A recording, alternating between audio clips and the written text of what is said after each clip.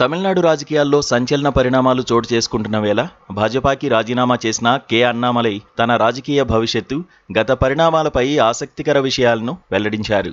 తాను 2024లో భాజపాలో చేరడానికి ఒకరోజు ముందే సూపర్ స్టార్ రజనీకాంత్ తనకు ఫోన్ చేసి తన నేతృత్వంలోని రాజకీయ ఉద్యమంలో భాగస్వామ్యం కావాలని ఆహ్వానించారని ఆయన గుర్తు చేశారు.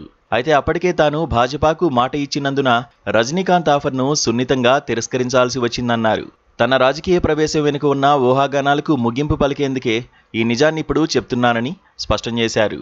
తమిళనాడు రాజకీయాల విషయంలో తన సొంత అభిప్రాయాలు భాజపా అగ్రనాయకత్వ ఆలోచనలతో సరిపోలలేదని, గత 18 నెలలుగా ఈ విభేదాల పరిష్కారానికి చర్చలు జరిపినప్పటికీ సాధ్యపడకపోవడంతోనే బయటకొచ్చేశారని వివరించారు.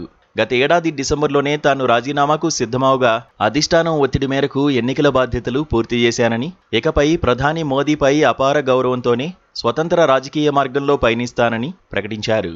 సామాన్యుడే లక్ష్యంగా సరికొత్త బాటలు వేసేందుకు అన్నామలై మక్కల్ ఇయక్కం పేరిట రాజకీయ ఉద్యమాన్ని ప్రారంభించారన్నారు.